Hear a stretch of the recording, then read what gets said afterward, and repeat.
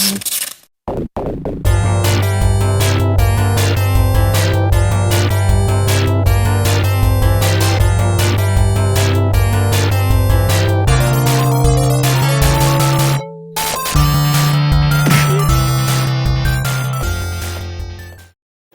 guys, I'm back with part 3 of the You Do the Repair Double Dragon video repair series, and we will in a moment continue with your next proposed steps, which you posted in the comments of the last video. If you didn't watch the first and the second part of this repair, I highly recommend that you do so before you continue with this video here. Yes, but before we start, I have to had to deal with something which might sound a bit unusual.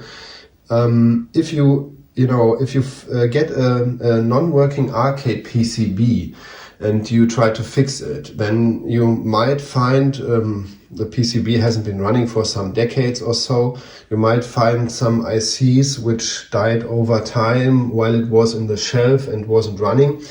But also, from my personal experience, it seems to be the case that not only you have a certain amount of ICs that are dead when you start your troubleshooting, you might actually get some more problems, during the first half hour or hour of your troubleshooting, because some ICs somehow tend to die.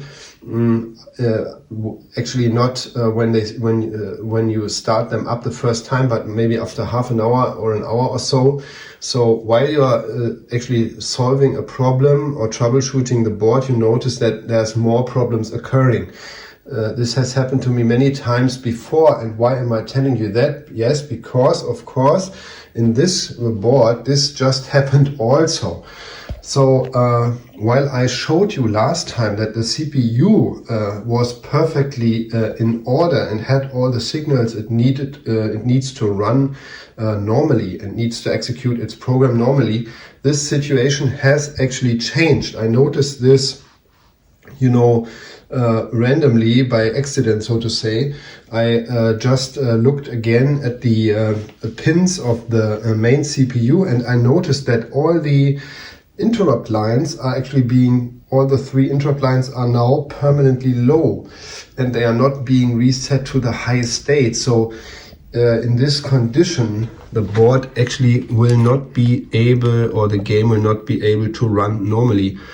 The IRQ lines are pins 2, 3 and 4. If you watched the last video, they were all wiggling or permanently high, which is okay. Now they are all permanently low. So some new problem has occurred. But I actually decided to just troubleshoot this problem with you together now. And so we can continue with the situation where we left and with the propositions you made. I hope this will be okay for you.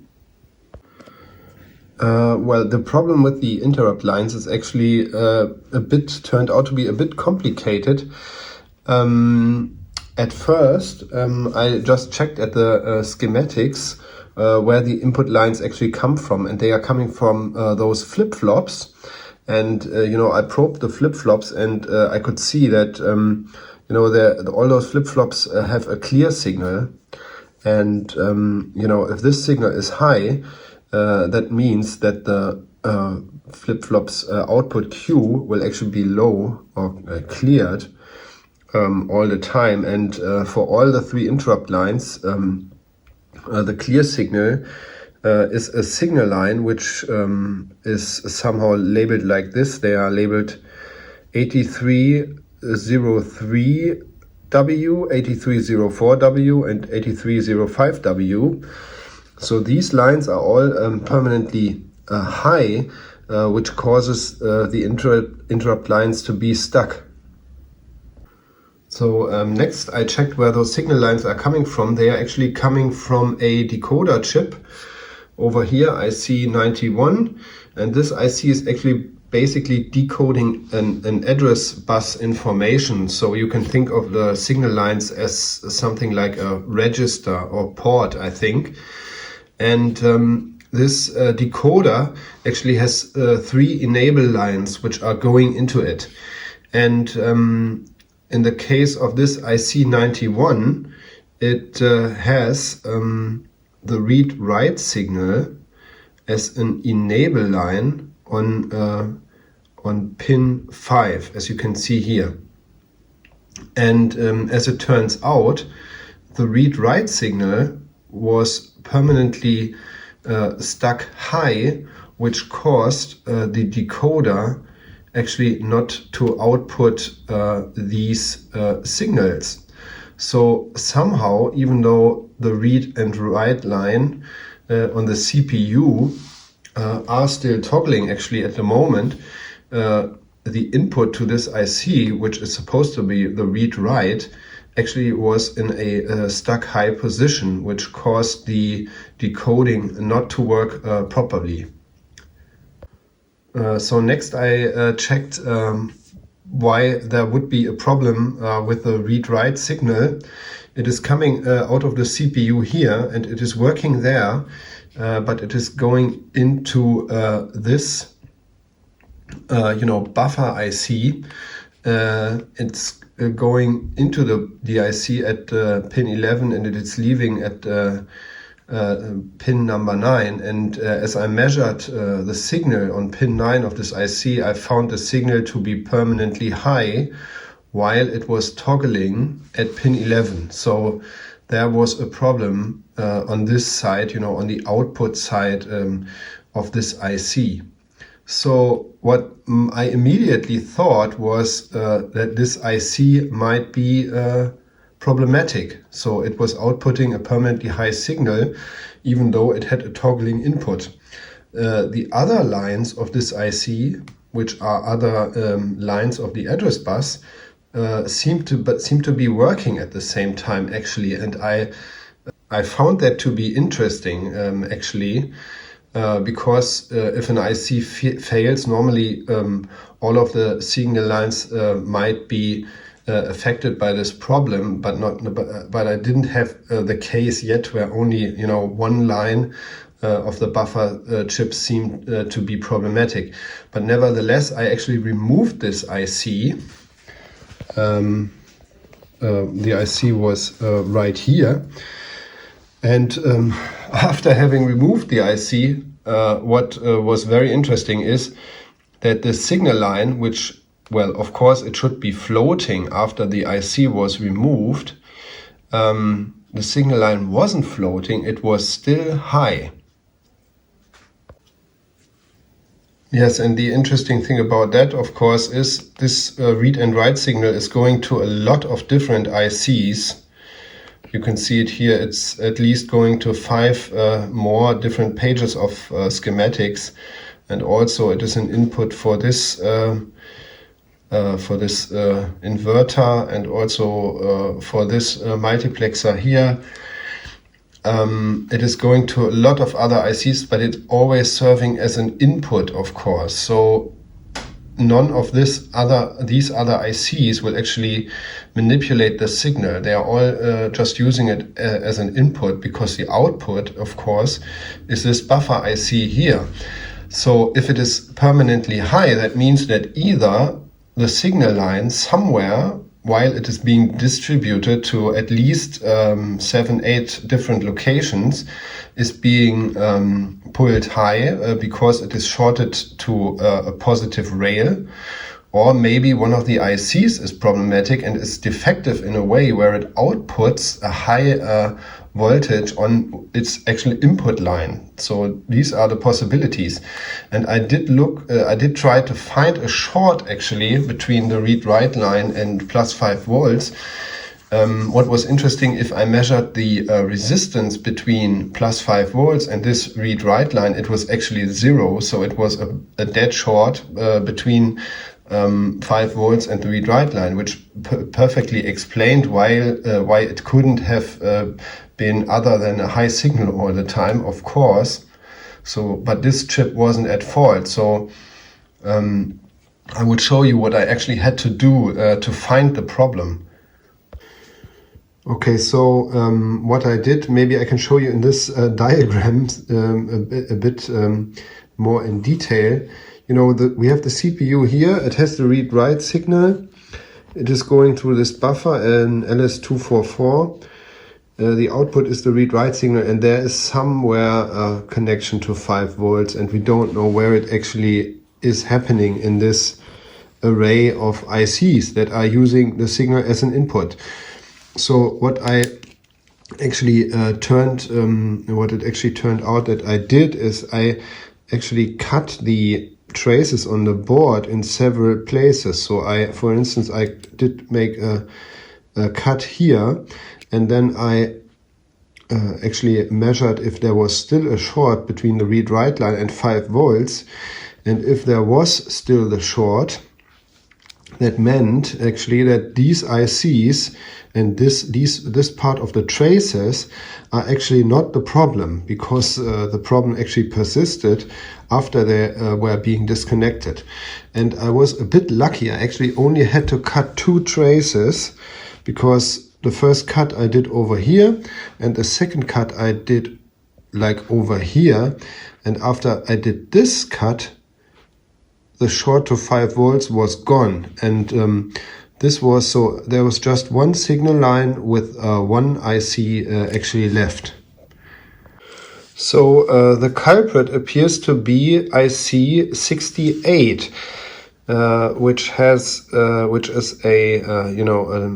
multiplexer, bidirectional buffer, which has as an input line on pin 1 has the RV signal. I actually did cut the line here, and if I now measure the resistance, even though this line is cut between pin 1 and the 5 volts line, it's still 0 ohms. So this shows me that this IC actually has shorted the input line to 5 volts. And interestingly, this IC also has to do with the video output, because it is actually connected to the pallet RAM. And so maybe if this IC doesn't really work, it also causes problems with the video output, interestingly.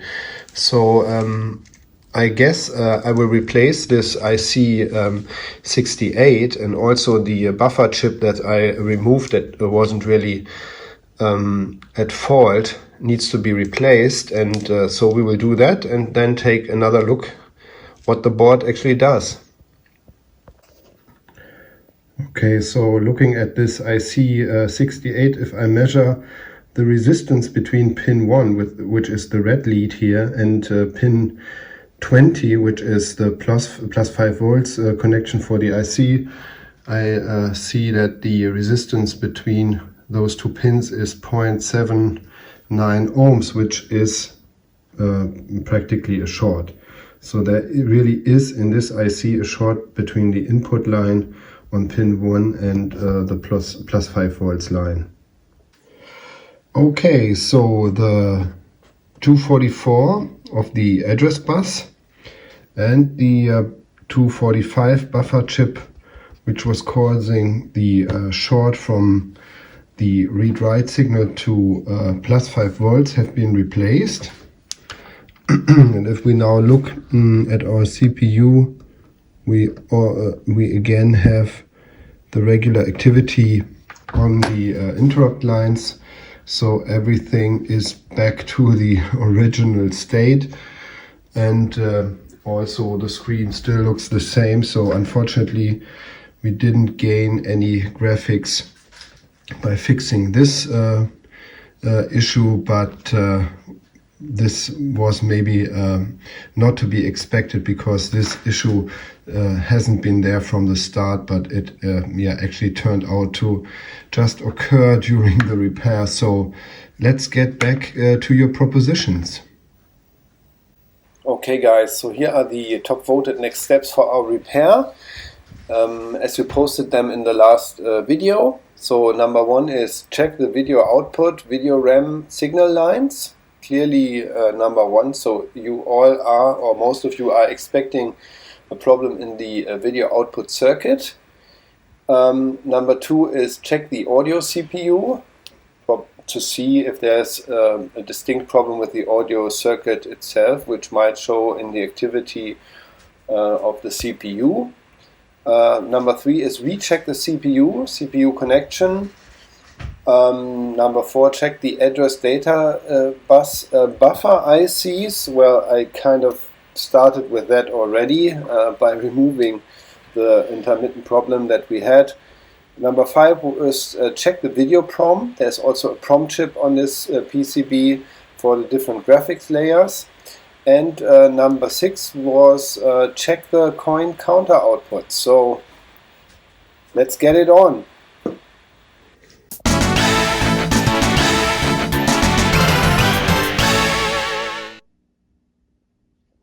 Okay, so looking at the RGB output, which you can see here in the schematics, RGB are being generated through these resistor networks with, actually 4 bits each of data, so to say, for each color. This is actually coming from here in the last step from this RAM chip, this information, which is basically a palette RAM chip. This guy has actually 9 address lines and 8 data lines, and has a write signal, of course. Chip select and output enable are stuck low, so this chip is permanently enabled. So okay, let's just look at the data lines and address lines and the read-write signal and see what's going on. So address lines would be 1 through 8 and 23. So it's the IC over here. Pin 1, 2, 3, 4, 5, 6, 7, 8 and 23. So this is the data lines. Address lines are 9, 10, 11 and 13 up to 17. Okay, so I think this is, no, this is, okay, here we have 9, 10, 11, and then we have 13, 14, 15, 16, 17, and we have the read-write at pin 21, 24, 23, 22, 21. Okay. What do we see here? 4, 3, 2, 21 is floating. Very interesting. So the write enable line of this IC seems to be floating. Okay, it is coming from this gate, logic gate over here, which is IC 64. So let's check inputs and outputs of this logic gate. Okay, I just got a bit confused by the schematics. The schematics said that the signal, the read-write signal is coming from the OR gate IC 64, but actually if you follow the traces on the board, you can see that it is coming from IC 65, which is up here, which is an LS32, which is an OR gate. And the output, if you follow the circuit on the board, is coming from pin 3 over here. So let's test that. Okay, and looking at the IC, the inputs are actually toggling, but the output is pin 3. Yeah, it is floating, it is doing nothing. So yeah, well, we got a hit. I think we should replace this logic gate, and then we will get the read-write signal on the palette RAM back, and maybe we actually get some kind of a picture then. Great news. Let's replace this guy. Okay, so I replaced this IC 65, and if we turn up on the game now, we get not a gray screen, but a blue screen, but also with some game graphics. So I think this is part of the title screen. And if we let it run for a second, yes, we actually see the background of the game, but the colors are wrong and the picture is upside down, and we don't see any of the game characters or any of the text overlays. So this is just the background layer. So, but at least the game is running. That's the scrolling we just saw. So I think the game is, yeah, like here, this is like the intro sequence. So the game is running. We don't have everything back, and we don't have any sound. We don't have just humming sound. But nevertheless, here's the title screen again. If I now coin up the game, it actually flashes, and I can also start the game. I don't see anything, but yeah, we got a real good step further, I would say. Okay, and looking at the same page of schematics again, how it actually works with the different graphics layers on the Double Dragon PCB is that the board is actually generating 3 pictures, which will be laid as layers over another. So one is the background graphics, one is the objects. This B col is the background data, the M col is the objects, and the M col is the text and the like the health bar and so on. These are the displays that are laid on top of everything, and all of the data comes in here and is sent through these multiplexers, and the layer that will actually be shown is then selected through a PROM chip, which is here. And this PROM chip has 2 output pins which go through this logic gate and then into all of these multiplexers, and through these inputs A and B, one of the layers is actually selected for the graphics. And as I just probed through this circuit on the board, I actually noticed that this logic gate over here, which should be an AND gate actually, is not working also. So these outputs 3 and 11 are also floating. So this is the third IC on this page of schematics, which is not working correctly. So I will replace this logic gate also. The outputs from the PROM are okay, and then I hope that we at least have all 3 layers of graphics back. Okay, so I replaced this AND gate over here, and if we fire up the game now, we actually get good graphics. Well, I think, the screen is still upside down, but I think that this has to do with some dip switch settings. I can actually look into that. Okay, so with the dip switches adjusted to upright mode, we are getting the correct picture orientation also. So, well, I would say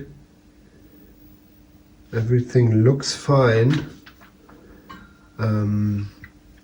Again, the flickering of the screen is not seen in person. It looks all right for me. Okay, so if I coin up the game, I can add some credits, and if I start the game, looks like I might be able to play actually. Okay, yes, I think I am. Yeah.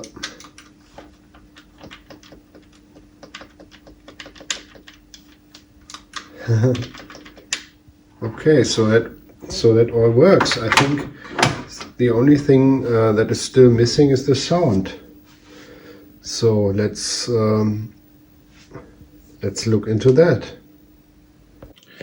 Okay, so looking more into the sound issue of the board, we could of course look at the sound CPU, and in this case it's this guy over here, which is a regular 6809 CPU, not a 6809E like this one is, which uses external signals for E and Q. This one here is a slightly different variation, so it's the basic standard type actually, which uses a regular clock signal as an input for the clock. I have the data sheet here, and if we look at the schematics of the Double Dragon board, we can see that for the sound CPU we should have power on pins 1 and 7. We can just actually simultaneously look at the CPU. So this is ground, 2, 3, 4, 5, 6, 7. This is plus 5 volts. This is okay. Next we have actually the interrupt lines, the FIRQ and the IRQ lines on pin 3 and pin 4 are actually used in this case. The NMI pin 2 is not used. So this is permanently high, pin 3. Pin 4 is also permanently high. So at least there's nothing preventing the CPU from running as it looks. What else do we have? We have a reset line, pin 37. That would be 4987. This is high. That's how it's supposed to be for the CPU to work. The clock signal would be pin 38. This is toggling. That looks good. What else do we have? We have an output E. Well, okay, which might be 4987645, which could be derived from the clock input. It's toggling, which would be normal, I would presume. Yeah, and then we basically have you know, the read-write signal, which is pin 32, which should be toggling somehow probably. 38 7 6 5 4 3 2. This is 32, so this is actually wiggling. This is correct. And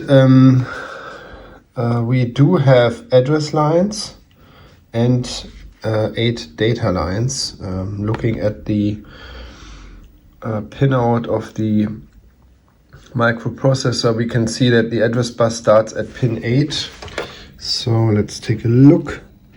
1 2 3 4 5 6 7 8.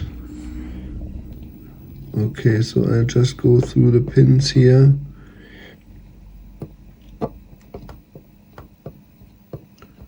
Okay, address bus appears to be wiggling, and it's also We have A13 here, 14 here, and A15 here. So this was the address lines.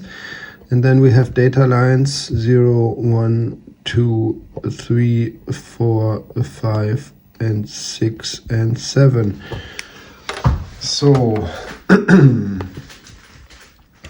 like we saw, like we had this before with the main CPU, again for the sound CPU, all the signal lines seem to be okay.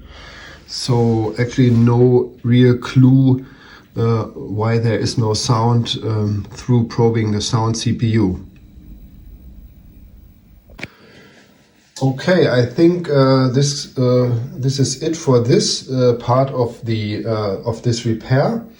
So what are my thoughts on the situation? Well, the graphical issues have been fixed. The game was running all along, actually. I think it was funny actually that the sound is problematic too. So you could get the impression that the game wasn't running at all in the beginning, while it actually was. So I think I was a bit misled there as well, but now everything seems to be more clear. So obviously we need to do some more troubleshooting in the sound section, which would be over here.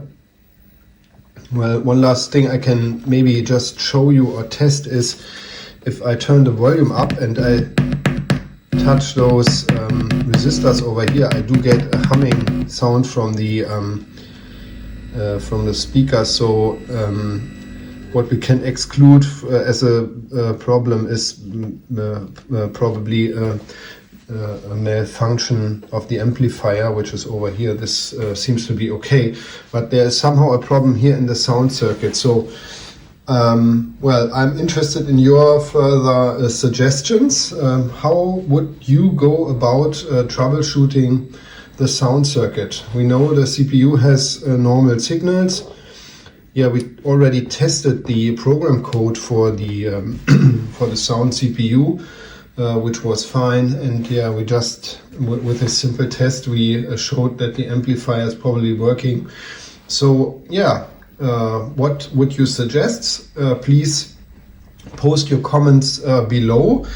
And I will be happy to pick up your suggestions and hopefully fix the board finally in the next part of this video series. So thank you very much for watching. Please subscribe if you like my videos. That would help me a lot actually. And yeah, please post your comment now. See you in the next vid.